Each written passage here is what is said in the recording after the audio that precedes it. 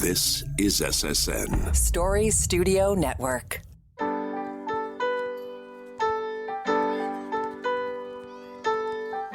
Hi, my name is Pamela Fuselli, and I'm the host of Popping the Bubble Wrap.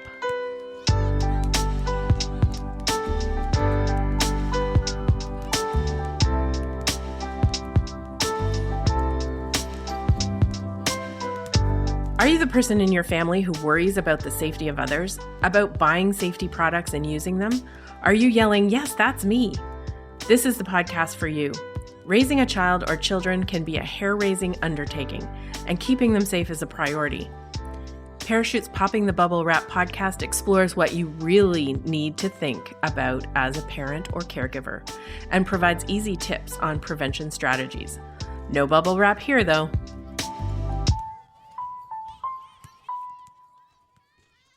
You did it. You've guided your kid through childhood successfully, and they've made it to adolescence safe and sound. They're at the age now where they can get their license and start driving for the first time, and a whole new challenge is on the horizon. This can be a scary time as a parent and as a young driver. We know well the dangers of driving under the influence. Add to that the fact that almost everybody today is rarely without a cell phone, and we have a lot to navigate about road safety. In this episode, I'll be talking to two parents and a young driver about the issue of road safety and strategies to stay safe on the road. Thanks for joining me today, Brad, Dawn, and Shiv. Thanks for being part of Parachute's Popping the Bubble Wrap podcast. Of course. Thank you for having us. Super. I'm looking forward to this conversation. Shiv, maybe I'll start with you as our young driver. Thank you for being brave and coming on to talk to us about this issue. What are your concerns with your own driving, but also with other people on the road and your friends? Yeah, so personally with me, I guess I've been really lucky that my father was a bus driver, so he was really, acquainted with driving, and I was taught from the very beginning of the basics of driver safety and more importantly, defensive driving, which I think is not taught enough. And, that really gave me the idea that when you're on the road, it's not about just controlling your driving, but it's also about reacting to other people's driving, which really made me more cautious. Simple things such as going slower, not only is it safer, but it gives you more time to react. Mm-hmm. So, instead of, rushing to school or to get a cup of coffee from Tim's, just taking that extra time, really, it might take you 2 extra minutes, but it's really the difference between a mistake and not. So I think, with the aspect of risky driving behavior that I really noticed, it's mostly just, being sure that you control your own driving and have enough time to react. I think people believe that it will take them more time if they have to drive a little bit slower, or if they get caught at red lights, that it's going to extend their drive time so much when it's really only seconds. Yeah, exactly. And I noticed that sometimes you see those drivers that, cut you off and go blazing by, and then 2 minutes later, you're stuck at the same red light anyways. So, they really just wasted gas and saved no time. So definitely going slower is worth it in the long run. Yeah, you're so right. When I used to commute into the office, I'd notice that even on the highway driving, where people would try to get by, and then, I'd just be driving, the speed limit, and or they'd be weaving in and out of traffic trying to get ahead. And then all of a sudden you'd be like, oh, there they are right there. They're not that far ahead. So it's absolutely true. You just have that perception of it, right? Yeah, exactly. You feel that speed and that adrenaline, which many people go after. But at the end of the day, you got to look at the cost and what that can really result in and whether or not it's really worth it. Yeah, absolutely. Dawn, tell me about what your concerns are around your young driver. I think it's your daughter, correct? That's the young driver in your family? Yes. Well, I have two, a 16-year-old and a 14-year-old daughter. And the 14-year-old is actually riding scooters now. And the 16-year-old is actually taking her course and starting to drive now. I was a professional driver with the military. So like Shiv, his parents did all the defensive driving lessons with them prior to. That's basically what we did as well. One of our main concerns with both of them actually is tailgating and road rage. Because of, for the scooters, they're only allowed to have a maximum of 50 cc's. So going on the road, my 14-year-old can only go a maximum of 70 kilometers an hour. So everybody is tailgating, trying to get around her, pushing her off towards the ditch. That's a big concern for us. And the 16-year-old it's more trying to make sure that the cell phone is put away while she's driving, so there's no distraction whatsoever. And if we see that there is an issue, there's always an adult nearby. So that's one of the bonuses for us. So, Brad, you have a young driver in your house, and you've actually been through this with two other drivers as well. Tell us a bit about your concerns or your experience even. I mean, have things changed from when your first son went, through young drivers and, became a new driver to your current son? Yeah, I'm not sure how much things have changed. I think certainly what's changed over the past 10 years is just the pervasiveness of distracted driving. And I think we know how married young people are to their cell phones and smartphones. And I don't think they even understand how much they're using their phones when they're driving. And with all of these distracted drivers, and of course adults also fall into that category, what worries me is that there are just so many drivers on the road that are not paying attention. And I really like Shiv's point around defensive driving. I think the need for defensive driving is more important now than ever, because there are so many people on the road who are not paying attention to what they're doing. And as a result, they're putting other drivers at risk. Yeah. And how much do you think your sons have watched you as a role model? I think modeling is huge. Yeah. They watch, no question. And that, of course, does not just extend to how I drive, but our kids watch us and they watch everything that we do, from how we treat others to how we behave in social settings. And so it is incredibly important, I think, for parents to show proper modeling when they're driving, which includes not being distracted, first and foremost, not using their cell phones, using their signals, obeying the speed limits, and kids will follow. And I try and do it all the time, but I am especially conscious of being a very safe and defensive driver when my kids are in the car. Shiv, is that your experience with your friends even? Are they watching what their parents are doing? I mean, I think a lot of parents would say they don't. Their kids don't watch them at all, don't pay attention at all. Is that your experience that kids they're watching their parents and more than their parents might think they are? Yeah, I'd definitely say they're watching, and I'd say they're watching even more when you're doing the wrong thing. And, that's one thing that I really noticed. When I would see, like older role model, especially not my dad, but, someone else, and they would be, picking up their phone or going over the speed limit, that sort of, validates it internally, like, oh, if they can do it, I can do it. And you don't really consider as like, like a child that's just learning how to drive about, the experience they have and how much they've really done to be able to do that. But at the same time, they shouldn't really be doing that. And that's where the problem starts from. But again, when you see others do the right thing, you are more motivated to do it. But again, when you see them do the wrong thing, the motivation goes even higher. So I think watching is definitely a big factor. So how have you been in any situations where your friends, you as a passenger have been, watching them do something risky, and what are the conversations with your friends about, becoming new drivers, and are they eager to become drivers, or has that changed at all? Like, are there less interest in getting their driver's license? I think there's a lot of factors that come into play, but speaking from personal experience, driving for me was something I was extremely excited to, really do. Whether it's, looking at movies like Fast and Furious, where they're doing all those cool things with cars, or just the freedom that you get, the freedom to go to school, to go to work, to, just get food whenever you want. There's so many things that are associated with, driving, and that's why people rush as fast as possible to do that. And then while doing that, if you don't have, the right support system in place that ensures you're ready to drive, you might start driving when you're not ready. And that is probably one of the biggest problems I even saw in my local community, where there are, multiple G1 drivers or G1 drivers that didn't even have their G1 and no insurance, but they're out, driving, and not only driving, but committing like actual crimes while driving, speeding, like dangerous driving, stunt driving, all those things.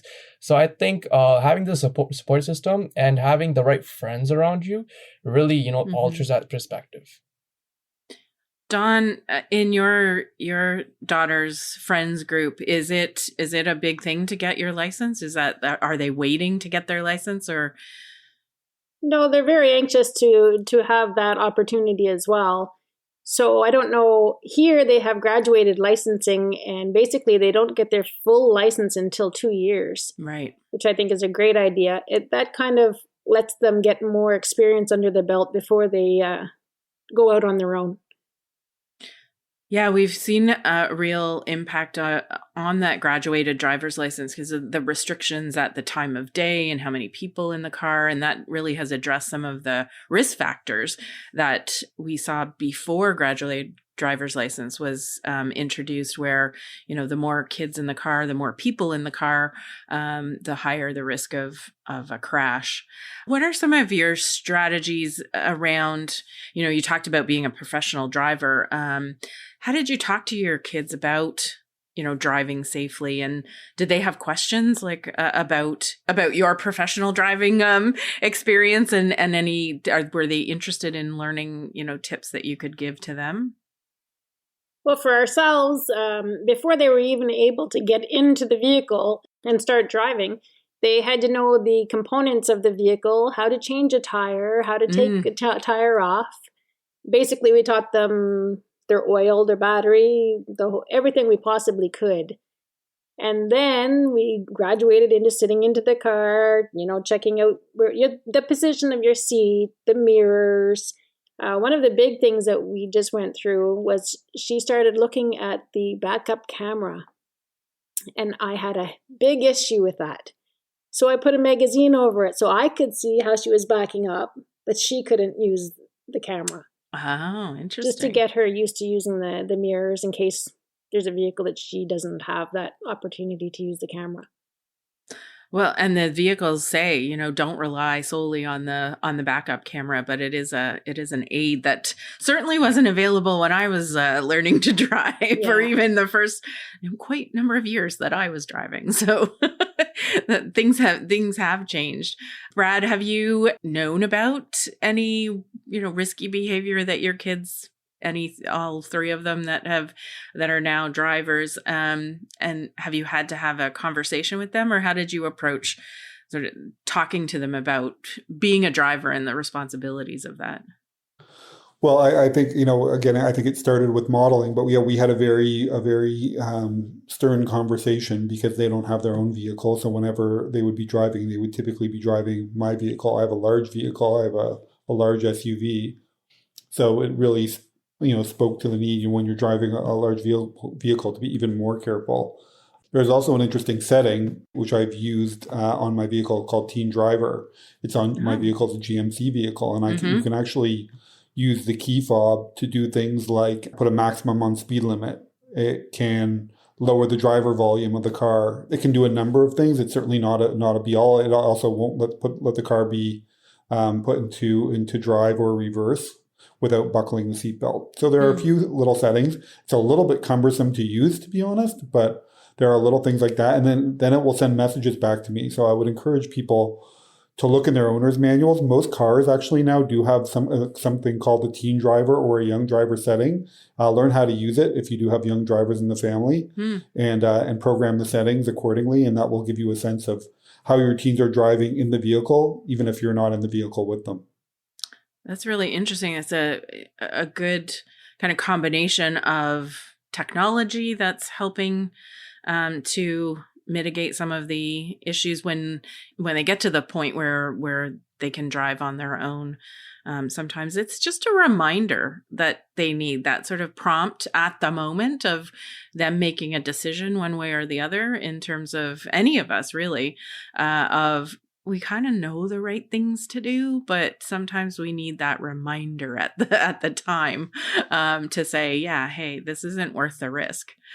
Shiv, what kind of advice would you have for parents who are either have young drivers in their home right now, or have the 14, 15-year-olds that are going to be young drivers soon, what kind of advice would you give to parents as a young driver yourself?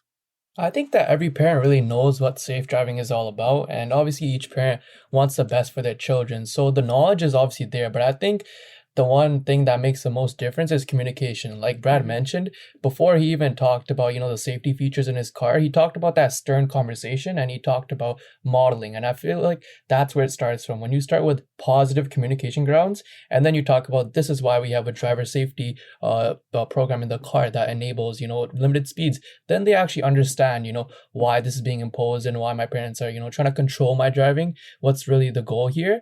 Rather than if you just, start with that and start with poor communication, like, oh yeah, take the car wherever you want, but this and this, you can't go that fast. It really just, ticks them off and like, oh, my dad, my mom, they're controlling me. But when you actually like explain the whole, context behind it, it honestly makes sense and it's not really that big of a deal.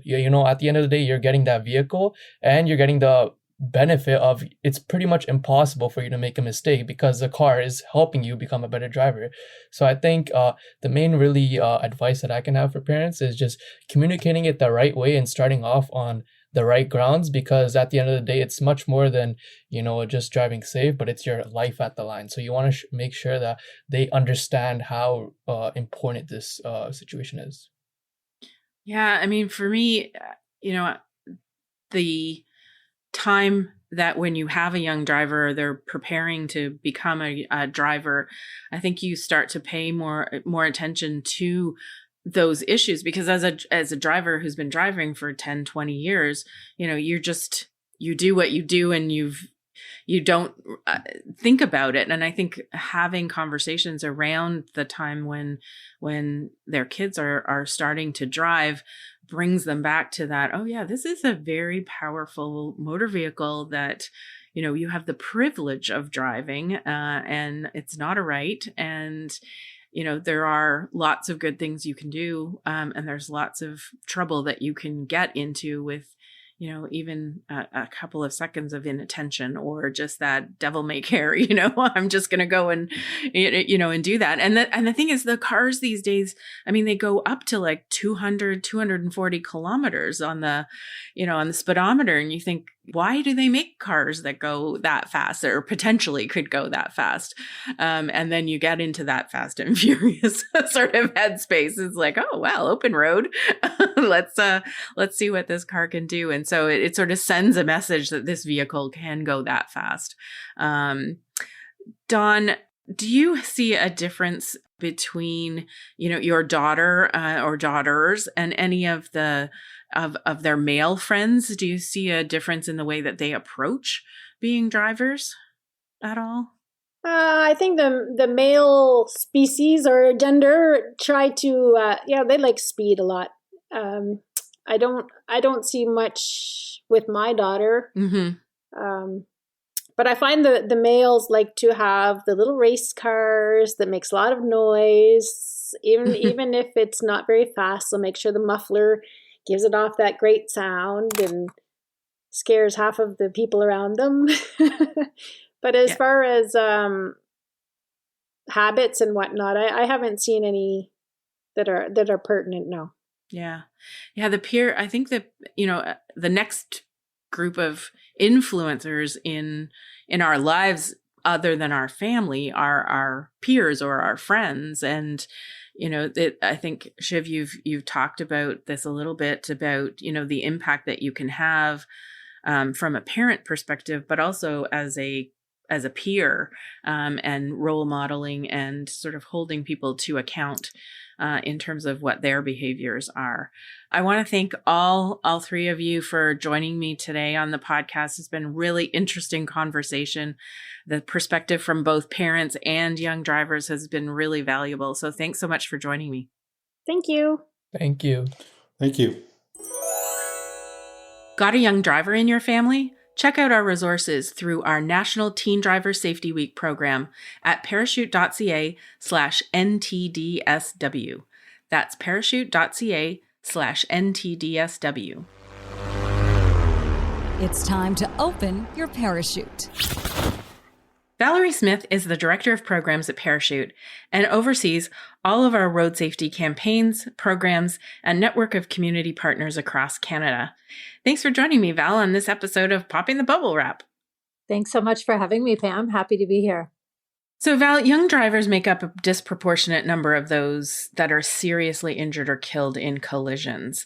And you do a lot of work in this area. What are some of the factors that contribute to why this is the case? Absolutely. We know that road crashes are the third leading cause of death amongst young people 15 to 24 in Canada. And there are a number of variables that really help to form those numbers. First of all, I think one of the biggest pieces is that young people are still learning how to drive. They're still learning how to navigate different driving situations. We also know, and this is a really big piece, that their cognitive, physical, and social skills are still developing.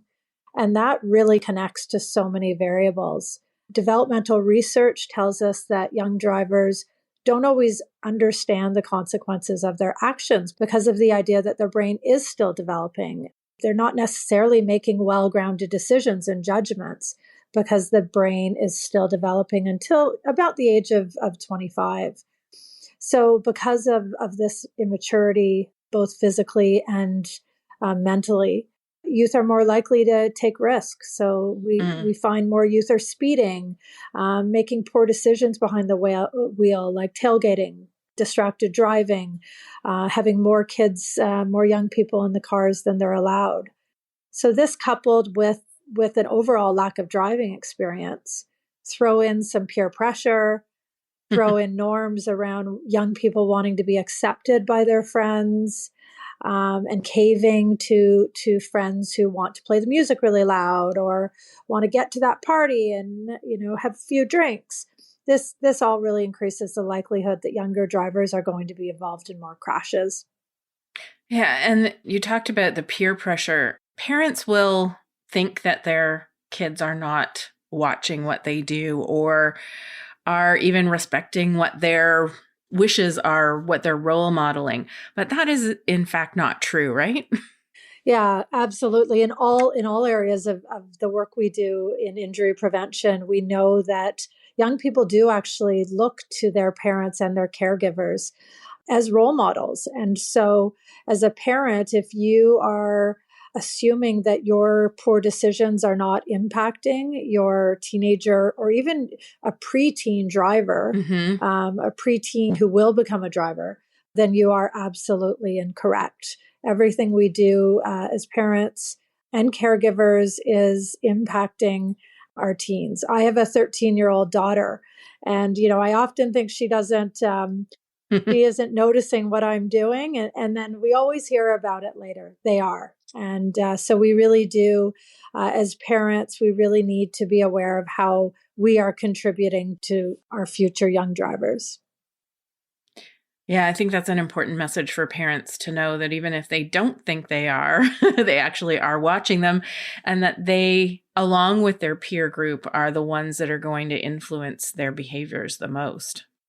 You talked about the number of kids in the car, and we know that at different times of day, there is a higher risk of a collision when people are young or inexperienced drivers.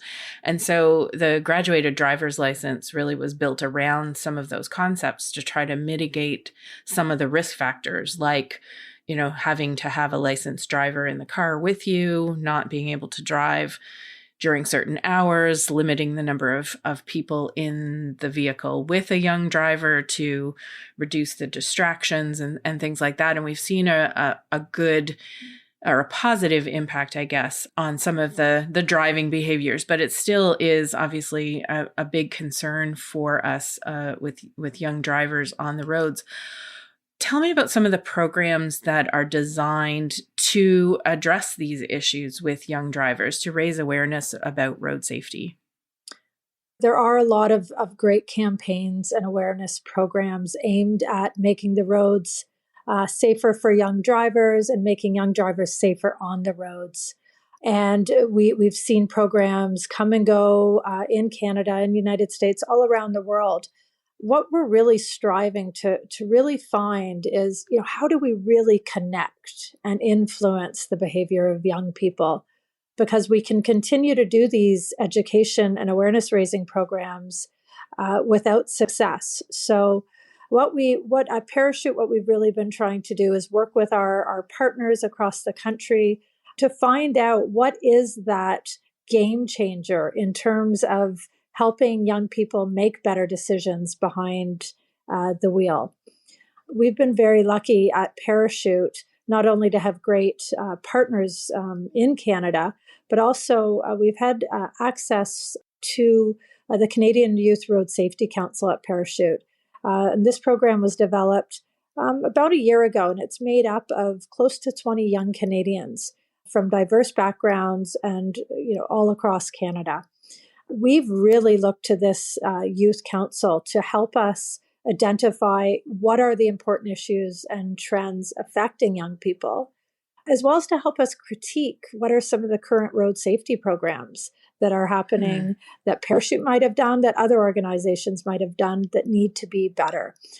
So the youth councils really helped us with looking at these programs, what's working, what's not working. How do we design programs so we can really reach youth and help to drive that behavioral change? They have been so important in the work we have done.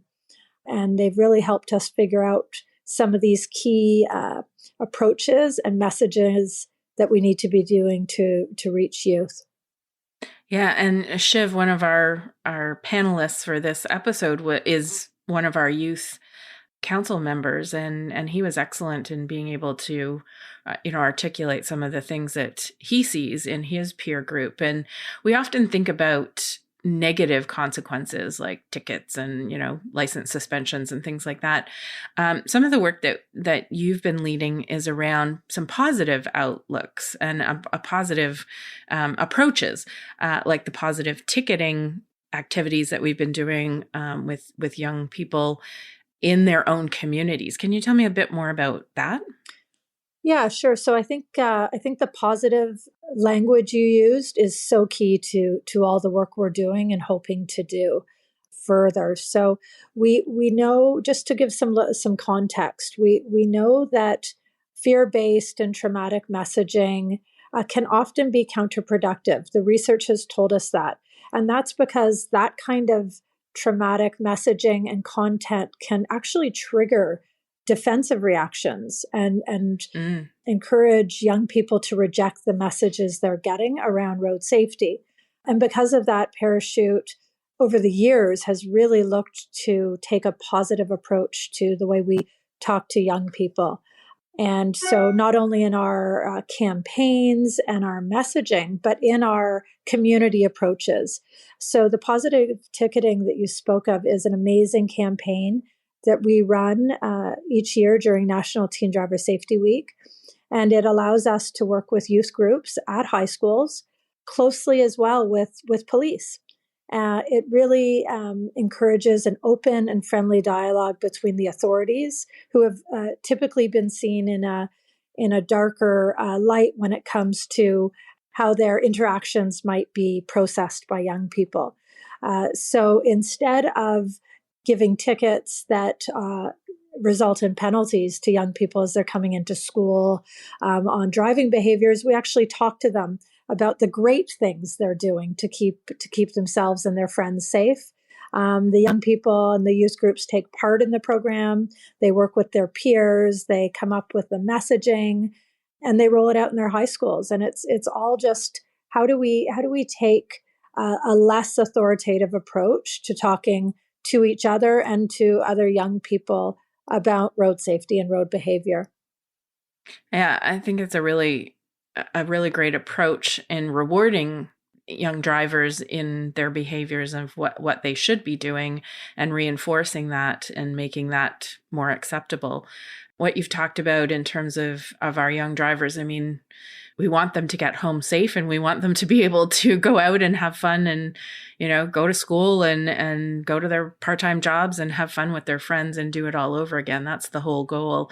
And driving a motor vehicle is, such a can be such a dangerous activity, but we do it over and over again daily in some cases, and nothing happens. And so we become complacent. So I think talking about these important things about not only, the physical and cognitive development of kids all the way to the age of 25 is really important message for parents to hear. And some of the roles that they play is so essential. So thanks for joining me today and sharing that information. Really important. No problem. Thank you so much for having me.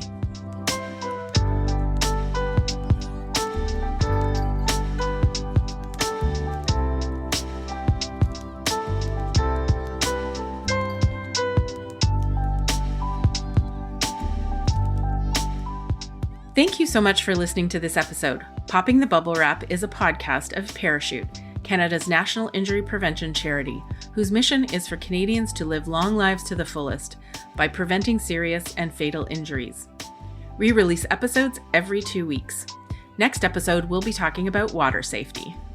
Help us reach parents and caregivers by sharing this link with your friends and family and giving us a 5-star review wherever you listen to your podcasts.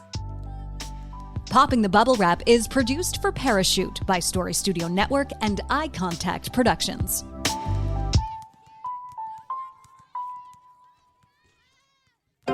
This is Story Studio Network.